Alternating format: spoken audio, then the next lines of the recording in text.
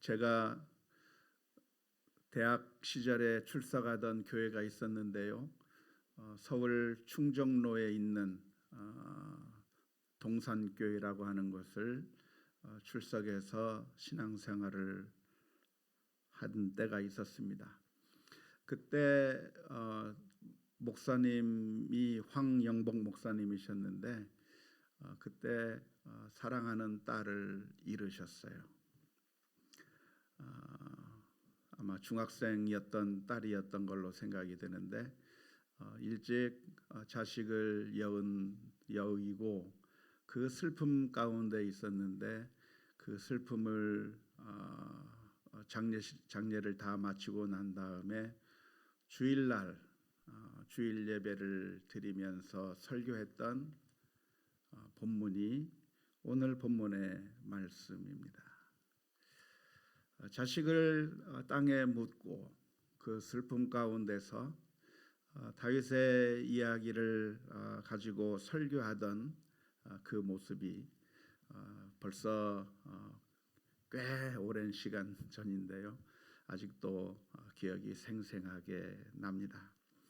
참 자식을 잃는다고 하는 것은 너무나도 큰 슬픔이고 고통인데 오늘 본문의 말씀을 보면 이 다윗의 모습은 보통 사람들의 모습과는 좀 다른 방식으로 행동하는 모습을 보여주고 있습니다. 하나님께서는 다윗과 밧세바 사이에서 태어난 아기를 치셨습니다. 하나님께서 이 정말 갓난아기, 이제 태어난 지 얼마 되지도 않는 그 아기를 하나님께서 치신 이유가 무엇입니까? 그것은 바로 다윗의 죄 때문이었습니다.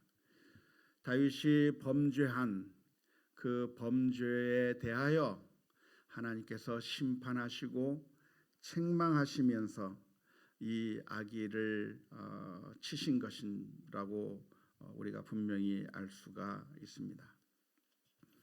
우리가 하나님은 어떤 하나님인가라고 하는 것을 묵상하게 될 때 하나님은 공의로우신 하나님이시고 그래서 우리가 죄를 지을 경우에는 그 죄를 그냥 내버려 두지 아니하시고 심판하시고 책망하실 수 있다고 하는 사실을 우리는 성경에서 발견하게 됩니다.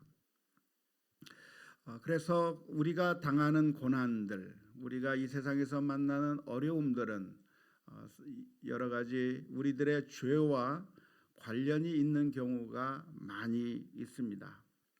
하지만 모든 고난이 다 죄와 관련이 있는 것은 아니기 때문에 죄와 고난을 이렇게 기계적으로 자동적으로 연결하는 그것은 바람직한 태도는 아닐 거라고 생각을 합니다. 예를 들면 욥의 경우에서 보는 것처럼 욥이 고난을 당한 것은 욥이 어떤 죄를 지어서 그랬던 것이 아닙니다. 욥은 아무 이유 없이 하나님께서 그에게 고난을 주셨고 그걸 통해서 엄청난 시련을 당했고 정말 비참한 그런 일들을 당하게 되었는데 그것은 욥이 어떤 큰 죄를 지었기 때문도 아니고 다른 사람들과 비교해서 정말 엄청난 죄를 지어서 하나님께서 그런 거기에 상응하는 그런 심판을 하신 것이 아니라 사실은 이 욥의 죄와는 아무 상관이 없이 하나님께서는 그에게 고난을 주시기도 하셨고 또 그 고난을 통해서 욥을 훈련시키기도 하고 연단시켜서 결국 그 과정을 통해서 더욱더 믿음의 길로 가게 만드시고 예전에는 내가 귀로만 들었었는데 이제는 내가 눈으로 보는 것처럼 정말 이 고난의 과정을 통과하면서 욥의 신앙이 한 단계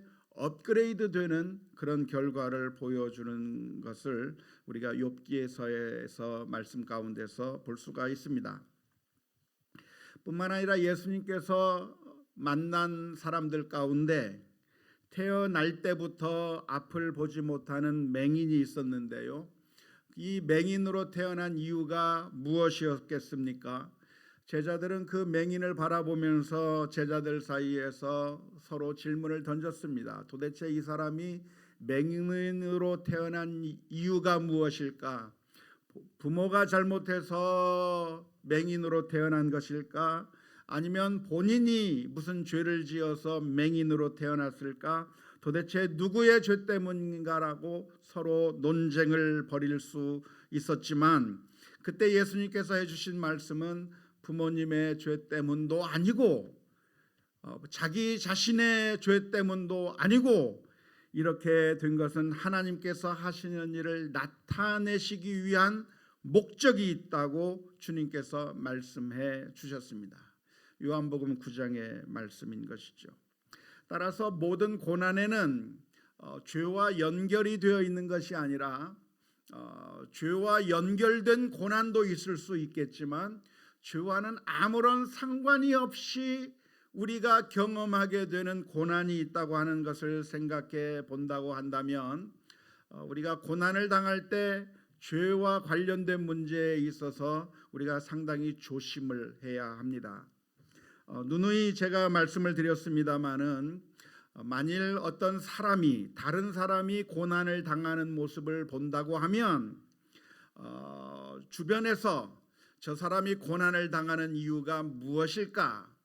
저 사람이 도대체 무슨 죄를 지어서 저런 어려운 일을 당하는 것일까 하면서 뒤에서 말을 하고 수군거리는 것은 결코 우리 성도들이 해야 할 일이 아니라고 말씀드렸습니다. 고난을 당하는 사람들이 있으면 그렇게 우리가 주변에서 저 사람이 왜 저런 고난을 당할까? 도대체 무슨 죄를 지어서 그럴까? 저 사람이 정말 나쁜 짓을 많이 하더니만 쌤통이다, 이런 식으로 반응할 것이 아니라, 고난당하는 사람이 있으면 우리 성도들이 가져야 될 태도가 무엇이라고 말씀드렸죠? 네? 우는 자들과 함께 울라고 말씀드렸어요.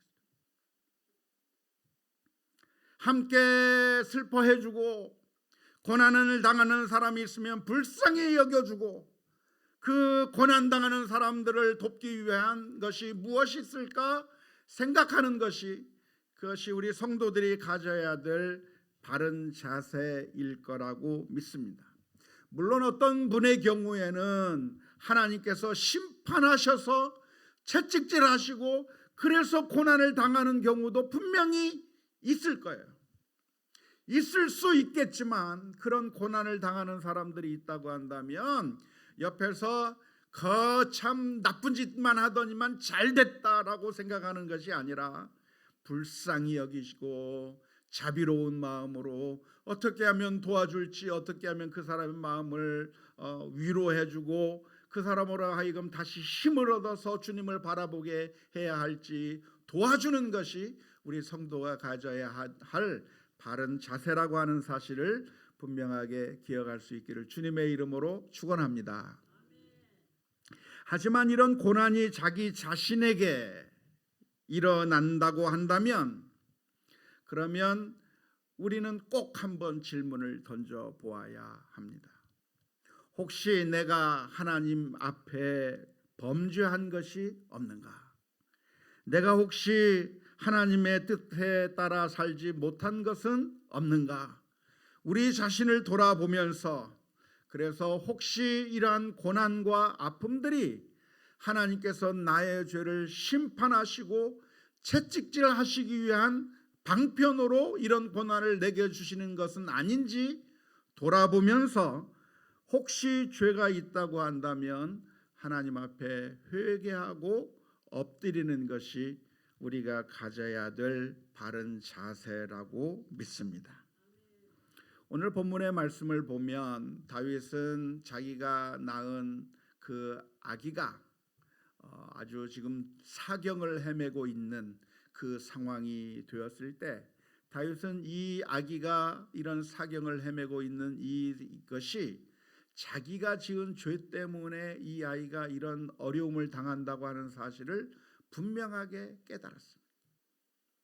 다윗은 이게 내 죄 때문에, 내가 지은 죄 때문에 이 아이가 지금 이런 어려운 상황 가운데 있다고 하는 사실을 알았기 때문에 우리가 지난 시간에 살펴본 것처럼 나단 선지자가 이미 예언을 해주었고 예언하지 않았다고 할지라도 다윗이 이미 지은 죄가 있기 때문에 그러한 사실을 깨달아야 했던 것이 당연할 줄로 믿습니다. 그래서 다윗은 어떻게 했습니까?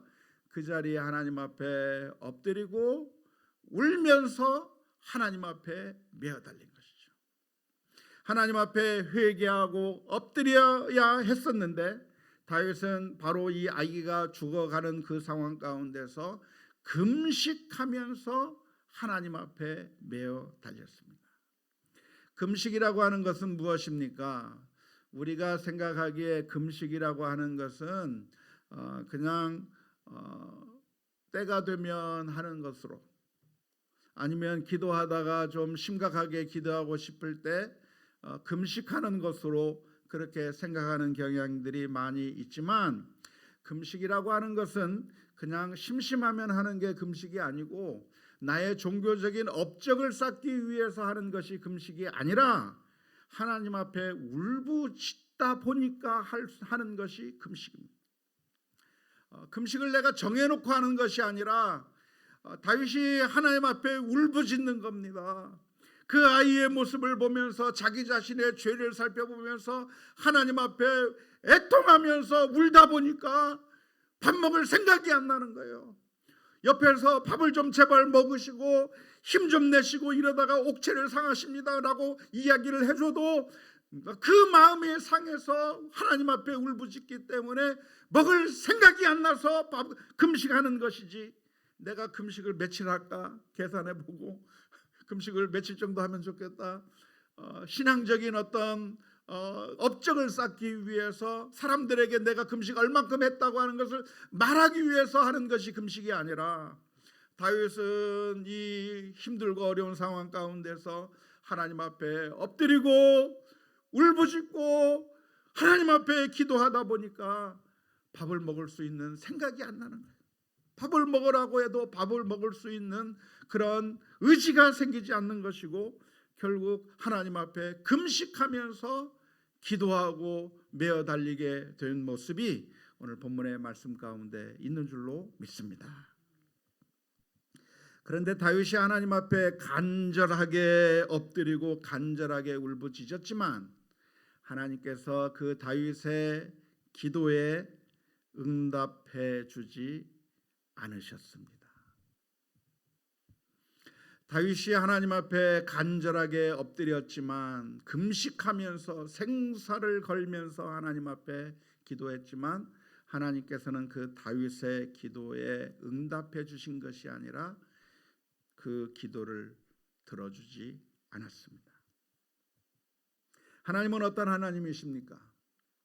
하나님은 말씀하시기를, 주님께서는 말씀하시기를 구하라 말씀하시고 찾으라 말씀하시고 문을 두드리라 말씀하시면서 너희가 구하고 찾고 문을 두드리면 너희에게 응답해 주시겠다고 약속해 주시는 분이 하나님이신데, 왜 다윗의 이 간절한 기도는 하나님께서 응답해 주시지 않았을까요? 그 이유가 무엇일까요? 다윗이 기도했음에도 불구하고 하나님께서 그 아이를 살리지 아니하시고 결국 죽이신 이유는 다윗의 기도, 다윗의 금식, 다윗의 열정, 다윗의 정성이 부족했기 때문이 아닙니다. 다윗의 기도가 부족했을까요? 다윗의 그 울부짖음이 하나님 보시기에 그 정도는 약하다고 생각하셨을까요? 아니요. 성경 말씀에서 그 상황을 정확하게 아주 생생하게 묘사해 놓고 있지는 않지만, 우리가 충분히 예상하는 대로 오늘 이 본문의 말씀에 기록되어 있는 표현만 보더라도 아마도 다윗은 정말 진심으로 하나님 앞에 기도했을 거예요. 눈물을 흘려가면서 통곡하면서 아무것도 먹지 않으면서 하나님 앞에 진실로 매어 달렸을 거예요.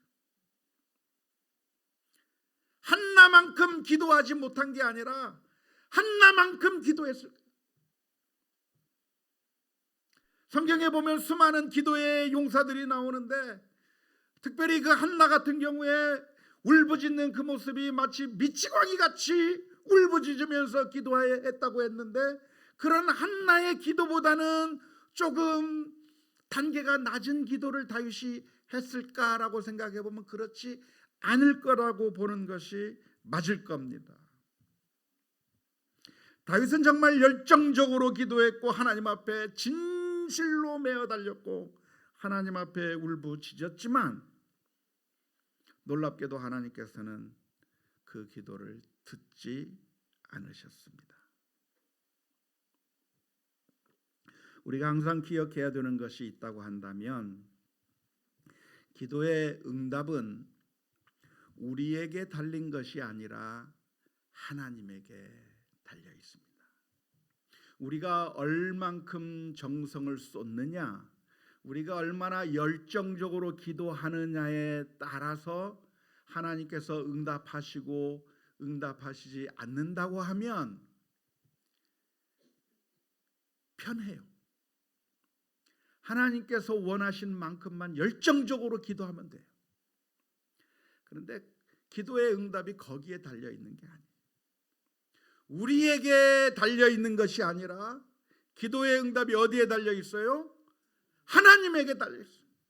하나님께서 보실 때에 이 기도의 응답을 해주시는 것이 좋은지 나쁜지, 우리에게 유익한지 유익하지 않는지 하나님께서 판단하시고 하나님께서 결정하셔서 응답해 주신다고 하는 사실을 우리가 분명하게 기억해야 될 줄로 믿습니다.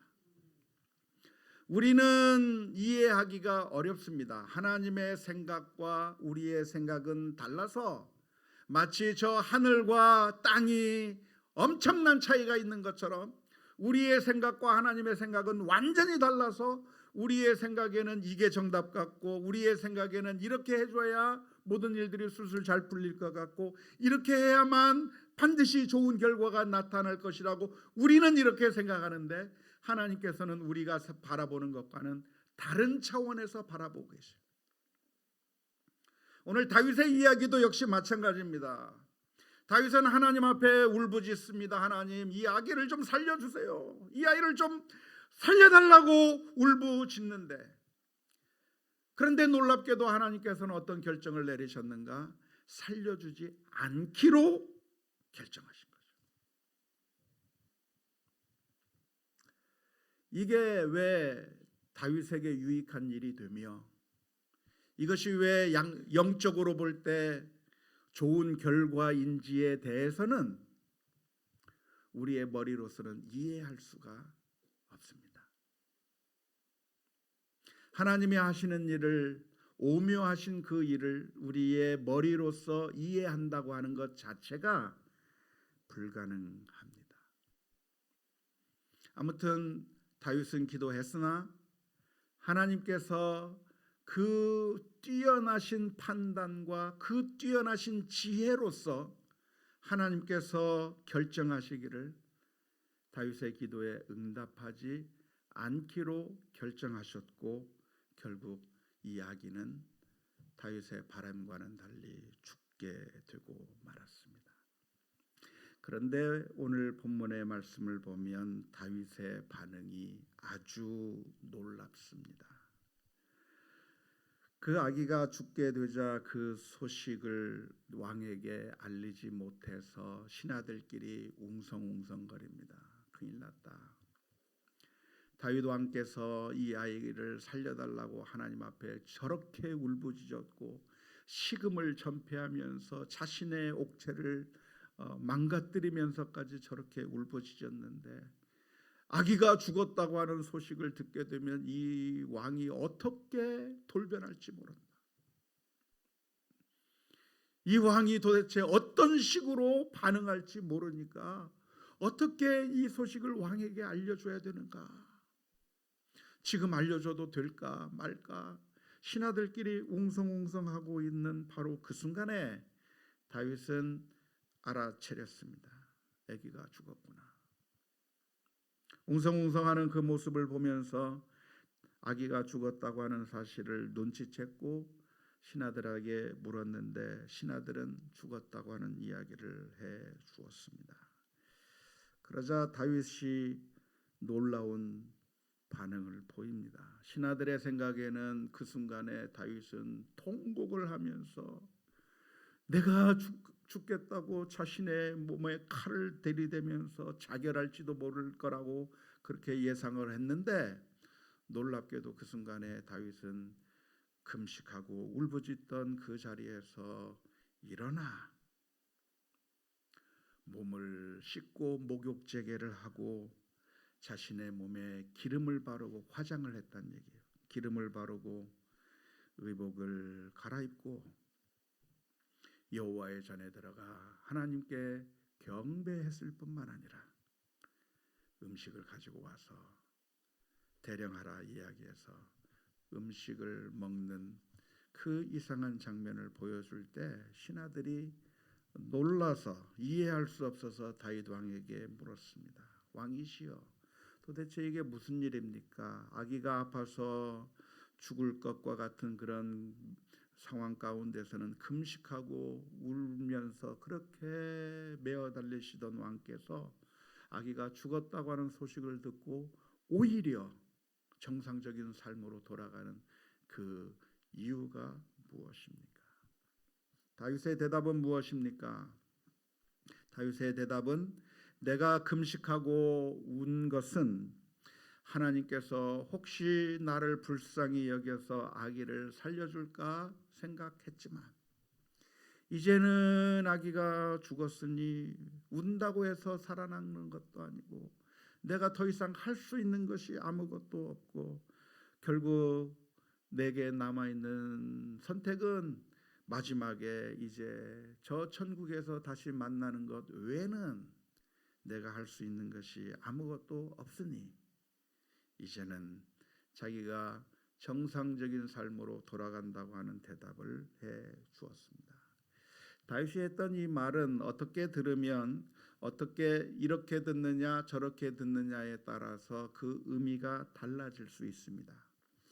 어떻게 들릴 수가 있겠습니까? 한편으로는 다윗이 마치 운명론적인 처세관을 가지고 있어서 그냥 내게 주어진 운명대로 그냥 이리 쏠리면 이리 쏠리고 저리 쏠리면 저리 쏠리고 그냥 운명에 따라 사는 사람처럼 보여지는 것으로 볼 수도 있겠습니다. 하지만 다윗은 그런 운명론적 처세론 때문에 이런 모습을 보여준 것이 아니라 다윗에게는 한 가지 확실한 믿음이 있었습니다. 그 믿음이 무엇일까요? 그것은 바로 하나님에 대한 신뢰. 하나님이 결정하셨구나. 이 아이를 데려간 것이 하나님의 선택이구나. 나는 이해할 수 없고 내가 깨달을 수 없지만 나보다 나를 더 잘 아시고 우리의 인생을 주관하시고 모든 것을 다스리시는 그 만유의 주 하나님께서 결정하셨으니 그 하나님의 결정 앞에서 아멘으로 화답하는 신뢰의 모습을 보인 줄로 믿습니다. 다윗은 간절하게 기도하면서 하나님의 뜻을 묻습니다. 물론 이 다윗이 하나님의 뜻을 몰랐던 것이 아니에요. 하나님께서는 이미 나단 선지자를 통해서 말씀해 주셨어요. 내가 네 아기를 죽이겠다고 말씀해 주셨어요. 그 이야기를 들었지만 그래도 아기가 죽기 전까지는 하나님 앞에 메어 달릴 수 있는 일말의 희망이라도 있는 거예요. 이게 지금까지 우리가 살펴보았던 엘리 제사장하고 다른 면이에요. 이게 지금까지 우리가 살펴보았던 사울왕의 모습과는 다른 모습이에요. 엘리 제사장이나 사울왕은 하나님의 심판의 이야기를 듣고도 회개할 줄 모릅니다. 하나님 앞에 엎드릴 줄 모릅니다. 하나님은 어떤 하나님이십니까? 심판하기로 하셨다가도 하나님 앞에 메어 달리면 용서해 주시는 하나님이잖아요. 아무리 잘못했어도 하나님께 메어 달리기만 하면 용서해 주시는 그 하나님 앞에 메어 달려야 되는데, 엘리 제사장은 더 이상 메어 달리지 않아요. 사울 왕은 더 이상 하나님 앞에 메어 달리지 않아요. 그런데 다윗 왕은 어땠습니까? 내가 네 아기를 죽이겠다고 선언해 주셨는데, 그래도 아직 아기가 살아있을 때는 하나님 앞에 메어 달리는 거예요. 하나님, 내가 잘못했습니다, 살려달라고 이야기하는 거예요. 그런데 하나님께서 그 기도의 제목에 응답지 않고 하나님께서 죽이셨을 때, 하나님의 뜻이 분명하고 이 모든 것이 하나님의 선하신 뜻과 계획 안에서 하나님의 섭리 가운데서 이루어진 것이라고 한다면, 나는 마음으로는 이해할 수 없고 내 머리로는 용납이 되지 않고 견딜 수 없는 아픔과 슬픔이 있어도,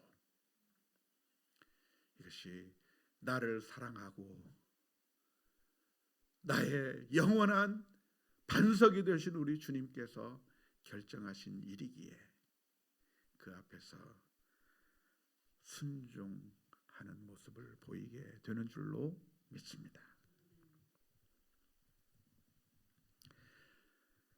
인정하는 것이 쉽지 않지만, 그러나 하나님이 선하신 하나님, 하나님이 나의 아버지 되신다고 하는 사실을 분명하게 믿기 때문에 다윗은 그 앞에서 경배할 수 있는 것이고, 그 하나님의 섭리 앞에서 자신의 삶을 바꿀 수 있는 태도를 보일 수가 있는 것입니다. 이게 바로 하나님을 하나님으로 모시는 사람의 삶의 태도입니다. 만일 하나님을 하나님으로 모시지 않고 하나님을 하나의 수단으로만 생각한다고 하면, 이런 경우에 어떤 반응을 보일 수가 있겠습니까? 하나님께 기도해도 아무 소용없구나. 하나님 믿어봤자 의미 없구나. 하나님 앞에 매어 달려봤자 소용없구나. 사람들은 하나님을 섬긴다고 하면서도 주로 사람들이 가지고 있는 생각이 무엇이냐면, 하나님을 주님으로 생각하는 것이 아니라 내 목적을 이루기 위한 수단으로 생각하는 거예요.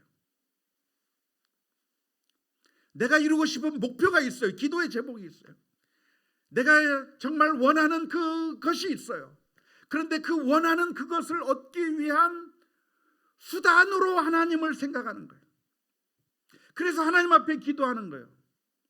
그래서 겉으로 보면 이 사람이 하나님 앞에 기도하고 있는 것 같지만, 하나님을 섬기는 것 같지만, 사실은 그 사람은 하나님을 섬기는 것이 아니라 그 사람에게 있어서 제일 중요한 것이 무엇이냐면, 자기의 욕망이 제일 중요한 것이죠. 내가 전쟁에서 승리하고 싶은 그것이 나의 우상이고, 내가 이 세상에서 성공하시고 싶은 것이 나의 우상이고, 내가 무엇인가를 이루고 싶은 것이 나의 우상인데, 그 우상들을 얻기 위해서 하나님 앞에 나아가는 것이죠. 하나님을 이용하는 것이죠. 하나님을 수단으로 이용해서 하나님 앞에 예배도 드리고 제사도 드리고 기도도 하고 하는데, 하나님이 안 들어주면 그때 대부분의 사람들은 어떤 결론을 내리는가? 하나님이 효과가 있는 줄 알았더니 효과가 없네. 그냥 내버리는 거예요, 하나님을. 왜? 하나님이 수단이었기 때문에. 하지만 다윗은 하나님을 수단으로 생각한 것이 아니라 그야말로 하나님으로 생각한 거야. 하나님을 하나님으로 생각한 거야. 하나님 앞에 엎드리고 경배하면서 하나님 앞에 간구하는 겁니다. 하나님, 이 아이를 좀 살려주세요. 그런데 하나님께서 안 살려주면 하나님도 소용없다라고 하는 결론을 내리는 것이 아니라, 그 하나님 앞에 머리를 숙이고, 그래도 하나님이 나의 하나님이십니다, 경배하고 찬양하는 모습으로 나타나는 것이고, 아이를 살려주지 않는 그 하나님의 뜻을 내가 이해할 수는 없지만, 내가 그렇게 간절하게 울부짖었음에도 불구하고 응답해 주지 않는 그 이유를 내가 잘 이해할 수 없지만, 그러나 그 일이 정말 하나님에게서부터 나온 것이라고 한다면 그것이 선하신 뜻이라고 하는 사실을 인정하며 그 앞에서 잠잠할 수 있는 것이, 그것이 참된 믿음이라고 하는 사실을 우리가 기억해야 될 줄로 믿습니다. 사랑하는 성도 여러분, 하나님께서 주시는 것은 그것이 어떤 형태이든지 간에 모두가 다 하나님께서 우리에게 주시는 아름다운 선물입니다.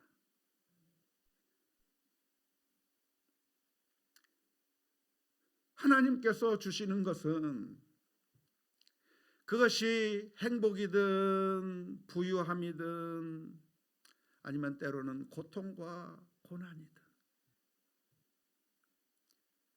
하나님께서 주시는 것은 하나님께서 어떠한 형태로 우리에게 주신다고 해도 그 모든 것들은 다 하나님께서 우리를 사랑하시기 때문에 주시는 것이고, 하나님께서 나를 너무나도 잘 아시고 하나님께서 나에게 정말 필요하다고 생각하셔서 정말 좋은 선물로 우리에게 주셨다고 하는 사실을 우리가 기억해야 될 줄로 믿습니다.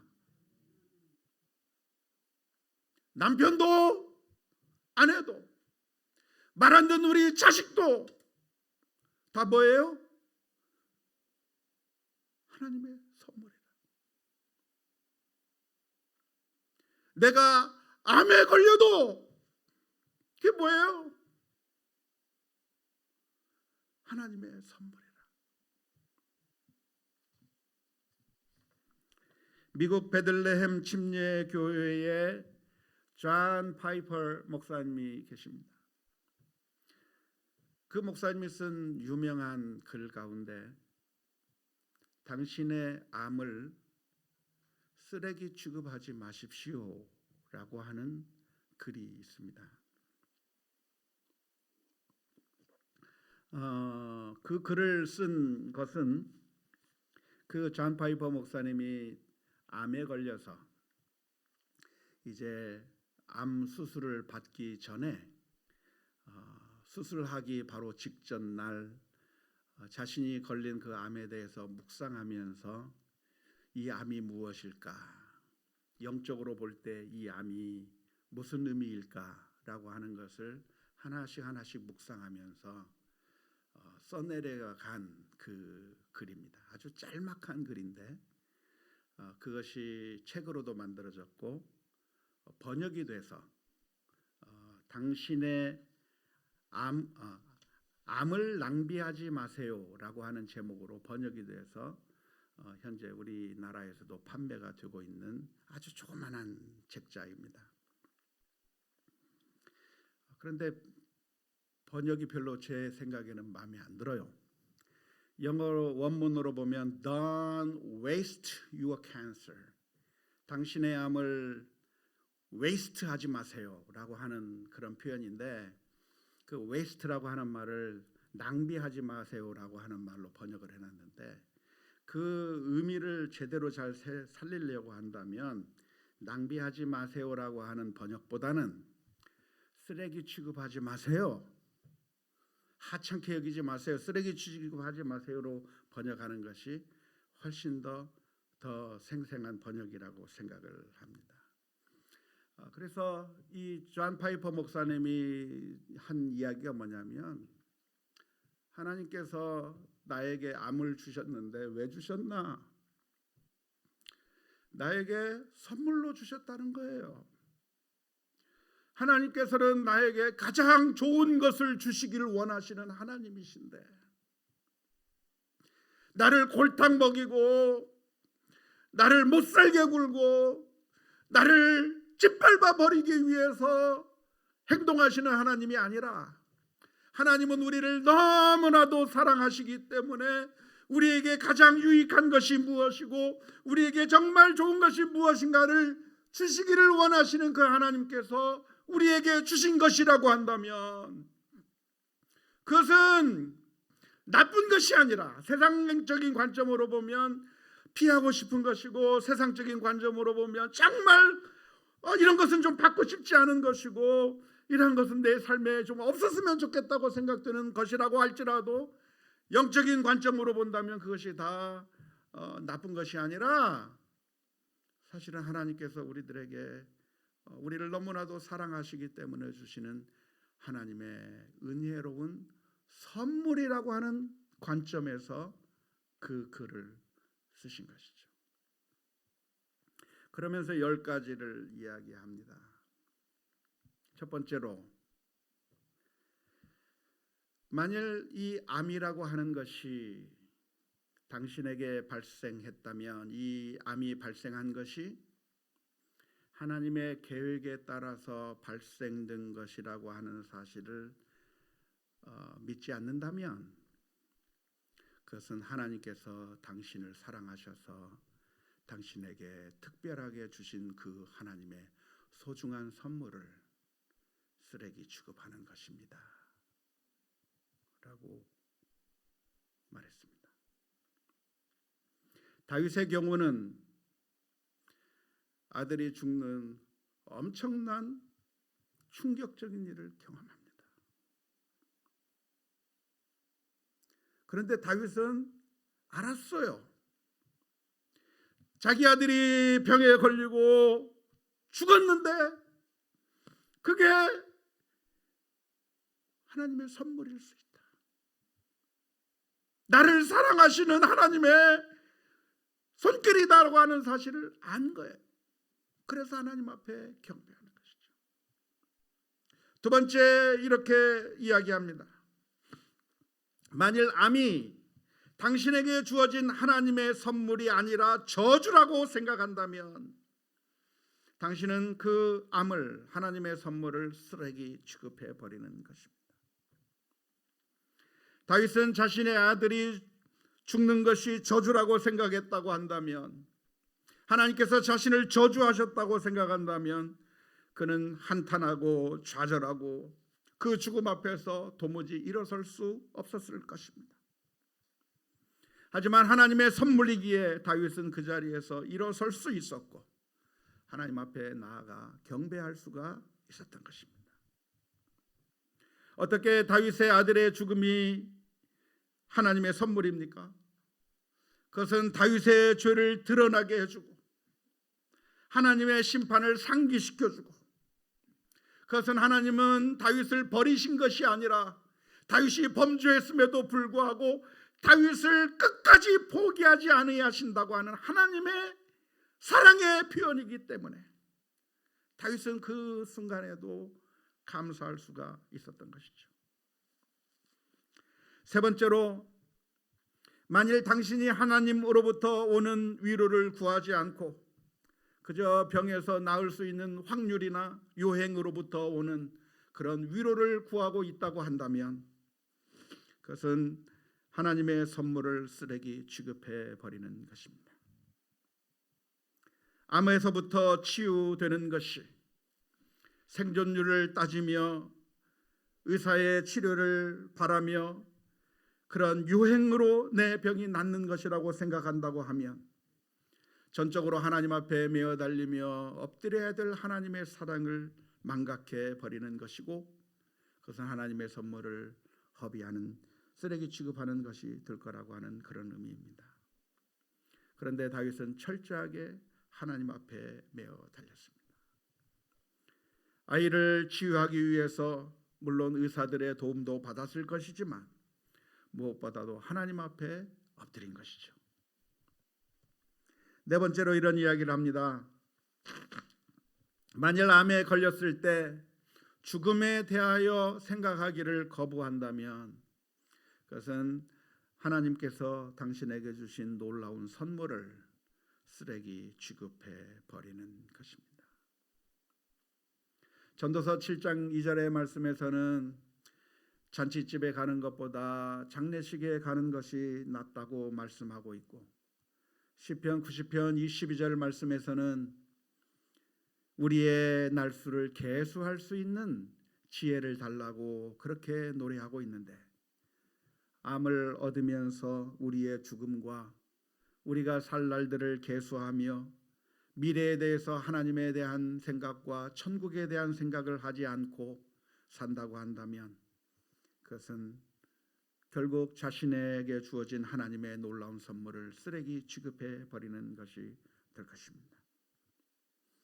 다섯 번째로, 만일 암을 극복하는 것이란 살아남는 것을 의미하는 것으로만 생각해 버린다고 한다면, 그것은 하나님의 선물을 쓰레기 취급해 버리는 것입니다. 암을 극복하는 것이라고 하는 것은 살아남는 것을 의미하는 것이 아니라 그리스도를 더욱 사랑하게 되는 그것이 암에서 승리하는 것입니다. 사탄은 우리를 암으로 인해서 무너뜨리려고 하고 절망하게 만들려고 하고 우리를 절망의 나락으로 빠뜨리려고 하겠지만, 그러나 오히려 더 그리스도를 사랑하고 더 하나님을 사랑하게 되는 결과를 가져오게 된다면, 그것은 이 하나님께서 우리에게 주신 이 암을 더 하나님의 그 선물을 제대로 활용하는 것이 될 것입니다. 다윗은 죽음을 통해서 절망한 것이 아니라 오히려 하나님 앞에 더 나아갔고 하나님을 더 사랑하는 결과를 가져오게 됐습니다. 여섯 번째로, 암을 극복하는 방법을 연구하는 일에만 너무 많은 시간을 보내면서 하나님에 대해서 알아가는 시간을 갖지 못한다고 한다면, 그것은 하나님의 선물을 쓰레기 취급해 버리는 것일 겁니다. 만일 이런 일들을 당한다고 한다면 자신의 아픔과 고통에서 벗어나기만을 간구할 것이 아니라 오히려 이러한 것들을 통해서 하나님께서는 나에게 얼마나 큰 은혜를 베풀어 주셨는지, 하나님의 사랑이 얼마나 큰지, 그러한 영적인 그 은혜를 발견하지 못한다고 하면 쓰레기 취급해 버리는 것이 될 것입니다. 일곱 번째로, 만일 암으로 인하여 다른 사람들과의 사랑의 관계로 들어가지 못하고 오히려 관계를 단절시켜 나간다고 한다면, 그것은 하나님의 선물을 쓰레기 취급해 버리는 것입니다. 다윗은 아들의 죽음을 보게 되었을 때 절망하며 자학하는 자리로 들어간 것이 아니라 오히려 옷을 입고 음식을 먹으며 이제는 사람들 사이로 들어갈 수가 있었습니다. 여덟 번째로, 만일 아무런 소망이 없는 사람처럼 슬퍼하거나 절망한다고 하면 당신은 하나님의 선물을 쓰레기 취급하는 것입니다. 아홉 번째로, 만일 암에 걸린 후에도 예전처럼 죄를 심각하게 생각하지 않는다고 하면 당신은 하나님의 선물을 쓰레기 취급하는 것입니다. 하나님께서 우리들에게 고통을 주시는 목적이 있다고 한다면 우리로 하여금 회개하기를 원하시는 것인데, 그리고 더욱더 거룩하게 살기를 원하시는 것인데, 그러한 것들을 생각지 않고 오로지 병에서 낫는 것만 생각한다고 하면 그것은 하나님의 선물을 망쳐버리는 것이 될 것입니다. 열 번째, 마지막으로, 만일 암에 걸렸을 때 이것을 통해서 진리를 증거하고 그리스도의 영광을 증거하는 수단으로 삼지 않는다면 당신은 하나님의 선물을 그냥 내팽개쳐 버리고 방치해 버리는 우를 범하는 것일 겁니다. 사랑하는 성도 여러분, 하나님은 우리를 사랑하십니다. 하나님은 하나밖에 없는 그 아들을 우리를 위해서 십자가에 내어주실 정도로 사랑하신 그 하나님께서 우리에게 주시길 원하시는 것은 가장 좋으신 것을 주기를 원하신다고 하는 사실을 저와 여러분들이 기억해야 될 줄로 믿습니다. 어떤 사람은 그것이 암일 수도 있겠고요. 어떤 사람은 그것이 엄청난 고난일 수도 있을 것이고, 어떤 사람에게는 그것이 너무나도 힘들고 어려운 고난일 수도 있을 겁니다. 기왕이면 좋은 것이면 좋겠죠. 어떤 사람의 물질을 줄 수도 있겠고, 어떤 재능을 주실 수도 있겠지만, 하나님께서 주시는 것은 무엇이든지 하나님의 사랑이 있다고 하는 사실을 기억하면서 그것을 허비하고 쓰레기 취급해버리고 그냥 내팽개쳐 버릴 것이 아니라 하나님 앞에 감사하며 믿음으로 받아들이고 또 은혜 가운데서 신실하게 하나님을 신뢰하며 나가는 우리 모두가 다 될 수 있기를 주님의 이름으로 축원합니다.